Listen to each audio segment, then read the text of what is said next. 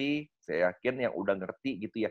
Jadi gini Pak, network marketing itu gampang-gampang susah Pak. Susah, gampang kalau kalau benar-benar action-nya tepat. Berada di kapal yang tepat, berada di jalur yang tepat. Tapi susah kalau misalnya tidak dijalankan dengan baik. Itu satu. Yang kedua adalah susah kalau misalnya tidak berada di gerbong atau di kereta atau di pesawat yang tepat. Simple, Pak, sebenarnya konsep itu. Dan konseptual network marketing itu adalah sebenarnya adalah sebuah namanya jenis usaha, Pak. Jenis perdagangan, Pak. Masuknya, Pak. Gitu loh, Pak. Jadi network marketing adalah sama, Pak, dagang, Pak. Gitu loh. Perdagangan. Nggak. Nah, disebut network marketing karena begini, Pak. Ini bagi yang pernah baca buku, saya yakin Bapak-bapak di sini semuanya cerdas-cerdas semuanya, gitu ya. Nah, dahulu kala, pada saat belum ada network marketing, ada sebuah perusahaan, gitu ya. Ceritanya begitu. Ada sebuah perusahaan yang memiliki produk yang bagus. Produknya bagus sekali, zaman dulu nih, Pak. Gitu loh, Pak. Nah, produknya bagus sekali. Nah, ternyata dia hanya bisa, kan kalau misalnya produk konvensional biasa, ya udah mau jual berapa, mau jual sekian, ya udah saya cuma bisa berikan komisi paling ke 1-2 orang aja. Paling banyak juga ke 3 orang aja. Selebihnya daripada itu harga harus markup. Nah, pada saat harga di markup, maka harga di pasaran itu akan kacau, Pak. Ya, Pak ya, setuju ya di sini ya. Nah, jadi si pemilik usaha tersebut artinya bagaimana dia mikir? Caranya untuk saya bisa membagikan banyak bonus kepada banyak orang, tapi dengan produk yang sama, tanpa menaikkan harga tuh bagaimana caranya? Kan itu pertanyaan, Pak. Gitu loh maksudnya, ya. Jadi, nah, pada saat itulah network marketing itu digunakan, Pak. Multi-level marketing pada saat itu digunakan. Gitu loh, Pak. Jadi, produknya ada, harganya sama, dimanapun harganya sama, tapi tanpa menaikkan harga, mereka bisa mendapatkan komisi, Pak. Kita sebut seperti itu, Pak. Komisi ya, sebutannya ya. Belum model-model yang sekarang, bonus lah, inilah, withdrawal lah, belum ada, Pak. Dulu belum ada, Pak. Itu konseptualnya, Pak. Gitu loh. Nah, kita balik lagi, Pak. Jadi, konseptual bisnis ini, network marketing yang bagus itu sebenarnya adalah seperti ini, Pak, contohnya ya, Pak, ya. Jadi, bagi saya, selama network marketing itu berada di jalur yang tepat dan jalur yang benar, maka perusahaan itu sah.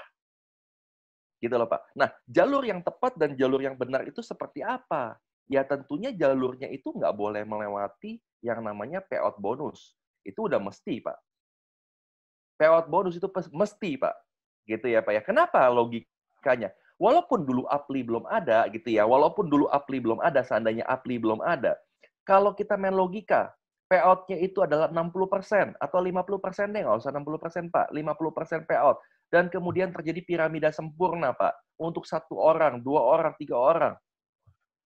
Perusahaan akan defisit, Pak. Akan defisit, Pak. Gitu loh. Yang akhirnya akan kolaps. Nah, pada saat perusahaan kolaps, maka dinilai secara subjektif sama berbagai orang, pro kontra ya, ini pro kontra ya, bahwa perusahaan itu melakukan tindakan penipuan, kan begitu Pak? Ya, penipuan. Nah, kita nggak tahu sebenarnya di balik cerita daripada itu. Sebenarnya mungkin bosnya atau ownernya ingin memberikan komisi yang lebih besar sebenarnya kepada anggotanya, kan kita nggak tahu Pak. Betul ya Pak ya? Nah, ini namanya asas praduga tak bersalah.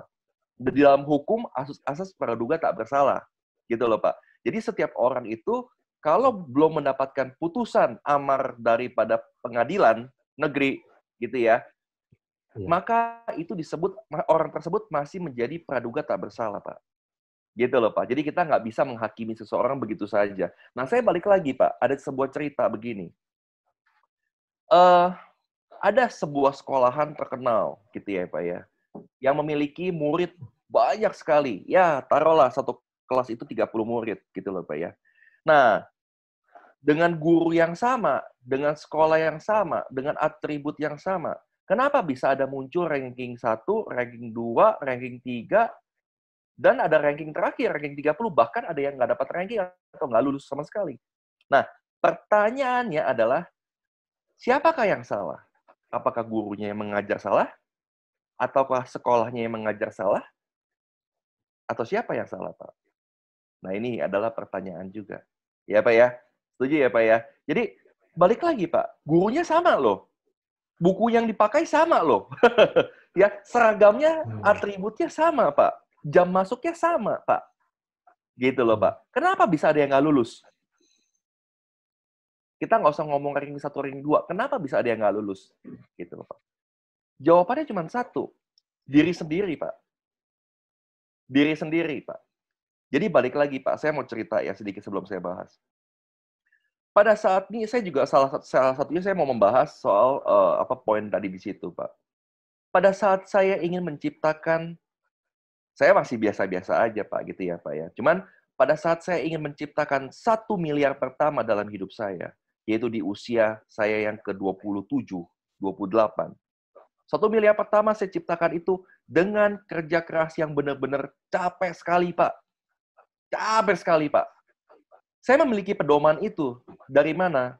Dari mentor saya, dari saya punya, dari papa saya, dari ayah saya, Pak. Beliau pernah mengatakan begini, yang kurang lebih hampir sama ya, artinya ya. Jadi gini loh, kamu kalau mau banyak uang, ini kan namanya kan orang tua ya. Kamu kalau mau banyak uang, mau banyak duit, mau sukses, pada saat orang belum bangun, kamu udah bangun. Pada saat orang udah tidur, kamu jangan tidur. Pada saat orang semua satu kantor udah pulang, kamu jangan pulang. Saya pikir terus, Pak. Saya pikir terus, Pak. Siang dan malam saya pikirkan, Pak. Tapi saya pikir terus juga nggak ada gunanya. Coba saya buktikan, Pak. Jadi pada saat saya buktikan di umur 27, maka saya mendapatkan 1 miliar pertama, Pak. Baru cuma 1 miliar pertama, Pak. Baru cuma 1 miliar pertama, Pak, saya dapatkan, Pak. Tapi saya bangga pada saat itu, Pak. Saya bangga, Pak. Kenapa? Saya nggak pakai duit orang tua, Pak. Saya bangga, Pak. Gitu loh, Pak. Mobil saya beli sendiri, ya kan? Apartemen dulu saya beli sendiri untuk saya investasikan. Dan lain-lain saya beli sendiri, Pak. Gitu loh, Pak. Ya, orang lain mau ngomong apa, duit saya lebih banyak. Saya punya 5 miliar, saya punya 10 miliar, saya punya 20 miliar. Ya, it's your business, gitu ya kan. Itu it doesn't matter for me, gitu loh. Cuman saya memiliki kebanggaan sendiri. Nah, semuanya itu dari mana, Pak? Dari mana? Dari dreams, Pak. Dari impian saya, Pak. Jadi kalau ada statement di situ yang menyatakan bahwa impian itu bohong, dream book itu bohong, dan lain-lain. Saya orang pertama yang menyanggah itu, Pak. Bohong disebut bohong atau disebut tidak benar itu jika tidak dijalankan, Pak. Ya, Pak ya. If nih, Pak.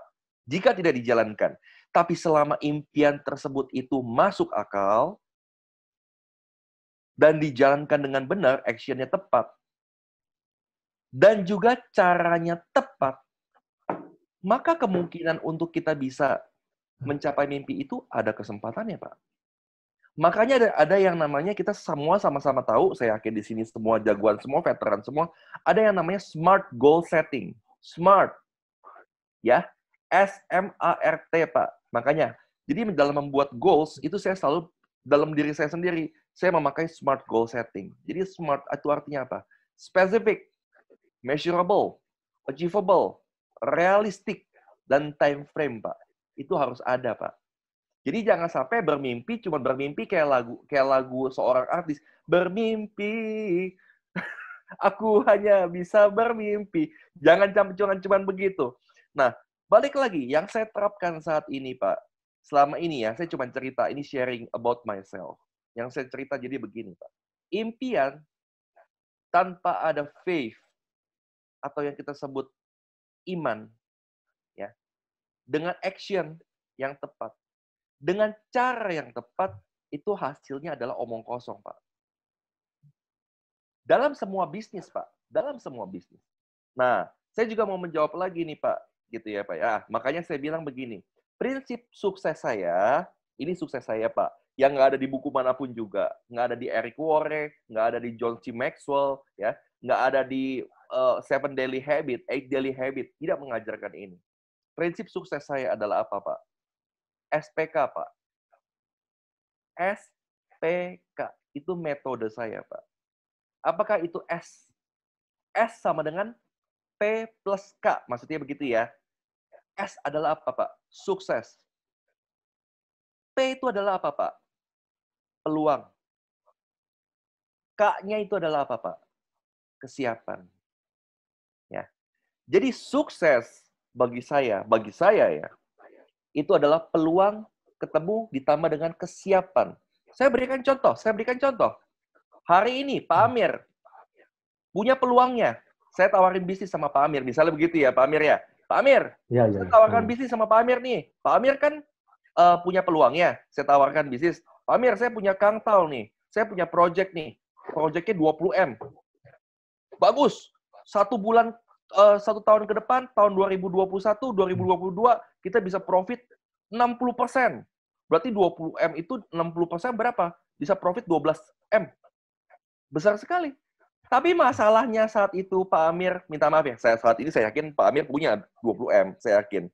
Tapi Pak Amir pada saat ini, dalam cerita ini, nggak ada uangnya. Ya, nggak ada uangnya. Aduh, gila 20M, besar banget nih, ya kan. Artinya apa? Nggak siap. Saya balik ceritanya. Pak Amir saat ini punya uang 20 miliar. Tapi nggak ada yang nawarin peluang ke Pak Amir. Nggak ada yang nawarin kangtau. Nggak ada yang nawarin proyek. Bisa nggak, Pak? Bisa sukses nggak? Nggak bisa. Nggak bisa.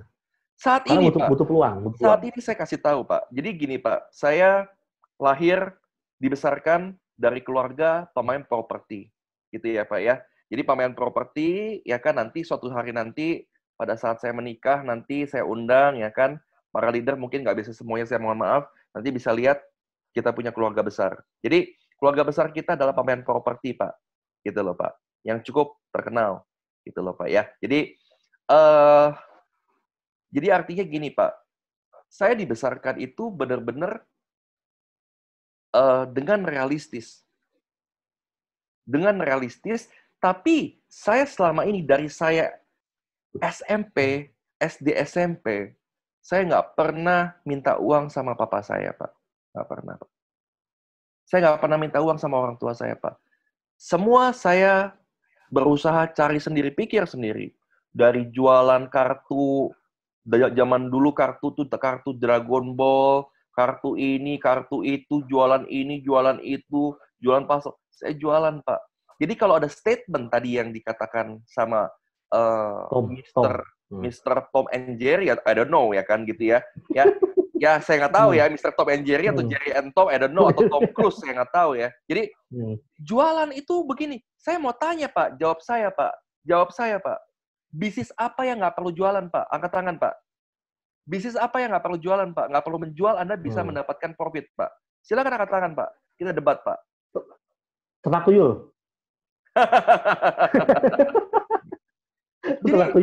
Jadi gini, Pak, maksud saya, Pak. Jadi saya prinsipnya di bidang makanan saya pernah, Pak, business owner. Di bidang properti saya business owner, Pak. Di bidang bidang-bidang yang lain saya juga sempat menekuni juga, Pak. Jadi artinya kalau kita tidak menjual sesuatu dan tidak terjadi suatu penjualan, maka nggak akan ada omset, Pak, dan nggak akan ada keuntungan. Itu intinya, Pak. Makanya jangan pernah percaya kepada yang namanya nabung sekian, bisa dapat sekian, beranak, Pak. Beranaknya dari mana? Pokoknya beranak aja. Jangan percaya seperti itu, Pak. Gitu loh, Pak. Nah, ini yang penting. Nah, kalau saya lihat dari fotonya, dari videonya Mr. Tom tadi, gitu ya. Ya, ada 10 ya. Ada 10 ya. Saya lihat sebenarnya dia bukan menunjukkan atau bukan menyerang semua network marketing industri. Bukan, Pak. Itu terlihat sekali. Dia hanya menyerang beberapa network marketing yang dia anggap tidak layak, Pak. Sebenarnya itu kalau saya lihat, Pak. Gitu loh. Jadi, dan saya lihat juga dalam matanya dia, gitu ya, Pak, ya, dalam matanya dia, terdapat sebuah kepahitan, Pak. Terdapat sebuah kepahitan yang dia nggak bisa ungkapkan. Yang bisa dia ungkapkan itu adalah melalui YouTube. Semoga yang melakukan itu mendengarkan begitu, mendengarkan begitu, Pak. Nah, ada beberapa hal yang saya setuju daripada dia. Ada yang jadi benar. Betul. Contoh, kayak misalnya ya, kaos kaki harga 1,5 juta dan lain-lain. Saya tidak mengatakan ini benar atau salah. Saya tidak mengatakan demikian. Ada nggak yang namanya bioteknologi? Ada, Pak. Bioteknologi memang ada, Pak. Gitu loh, Pak. Tapi kalau misalnya sampai melakukan overclaim, ya Pak ya, overclaim, dengan segala statement-nya, itu tidak dibenarkan, Pak. Tidak dibenarkan, Pak. Gitu ya, Pak ya. Termasuk obat. Obat kalau terlalu overclaim pun juga tidak dibenarkan dalam dunia kedokteran, Pak. Gitu loh, Pak. Ya. Jadi, makanya di sini saya mengajak teman-teman semua sebelum kita bahas satu persatu. Di dalam TIS ini, saya nggak tahu di perusahaan lain. Dalam TIS ini, saya selalu bilang kepada staff dan lain-lain semua, nanti saya akan keluarkan peraturannya, Pak. Peraturan mengenai undercutting price, peraturan mengenai overclaim produk, peraturan mengenai black campaign produk lain, kita akan tindak secara tegas, Pak. Jika anggota kita melakukan hal-hal demikian. Kenapa? Itu mempermalukan perusahaan, Pak. Kita nggak boleh mempermalukan perusahaan, Pak. Nggak boleh mempermalukan diri sendiri, Pak. Gitu ya. Artinya, semua produk itu baik adanya, Pak. Pasti mereka punya kelebihan masing-masing. Yang nggak boleh kita judgment, nggak boleh kita jelek-jelekan.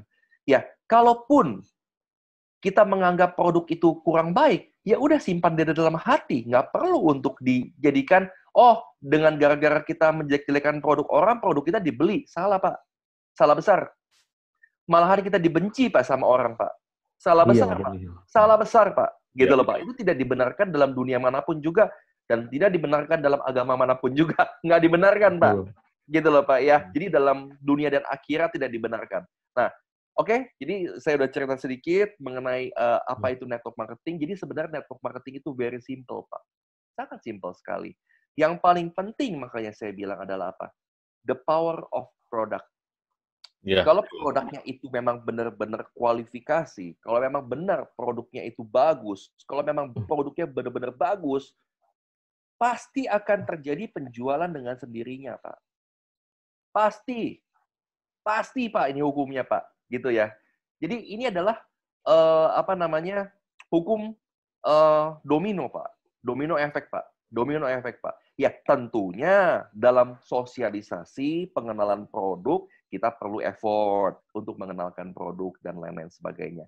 Tapi bila mana orang tersebut atau konsumen atau mitra tersebut sudah mengkonsumsi dan nggak ada hasilnya apa-apa, nonsense, maka dia beli lagi, itu adalah hal yang wajar. Kan begitu, Pak? Hal yang wajar gitu loh, Pak. Nah, jadi gini, Pak.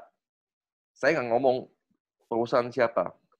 Tapi ada memang betul perusahaan-perusahaan itu yang mungkin belum terdaftar atau mungkin bodong dan lain-lain. Mereka mengandalkan apa? Oh, jualan produk apa aja, kalau di MLM-in pasti sukses. Ada yang ngomong begitu, Pak. Ada. Gitu loh, Pak. Nah, ini konseptual ini yang saya bilang kurang cermat dan kurang bijak, Pak. Nggak bisa seperti itu, Pak. Jadi, konseptual MLM, network marketing, itu adalah yang pertama.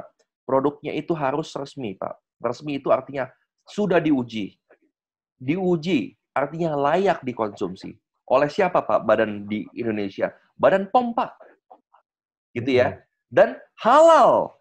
Artinya halal untuk digunakan. Ya, mungkin di luar negeri saya nggak tahu halal diperlukan apa tidak ya. Saya nggak tahu. Tapi di Indonesia halal sangat diperlukan. Perlu. Gitu loh, Pak. Ya. Halal.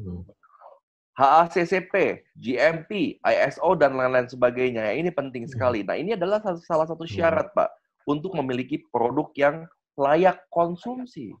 Saya sebut layak konsumsi. Nah, mengenai efektivitas dari produk, itu balik lagi kepada perusahaan masing-masing. Kan begitu, Pak? Balik lagi dari perusahaan masing-masing. Apakah benar produk itu memiliki manfaat yang sesuai disebutkan. Kan begitu. Nah, silahkan teman-teman semua, para mitra-mitra semuanya, mencoba. Karena kalau nggak mencoba, nggak tahu. Kan begitu.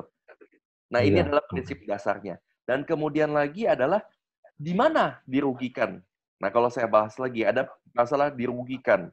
Member dirugikan, begini dirugikan. Sekarang saya mau tanya begini, yang dirugikan itu sebenarnya yang memiliki resiko antara mitra dengan perusahaan yang memiliki resiko sebenarnya siapa lebih besar, Pak?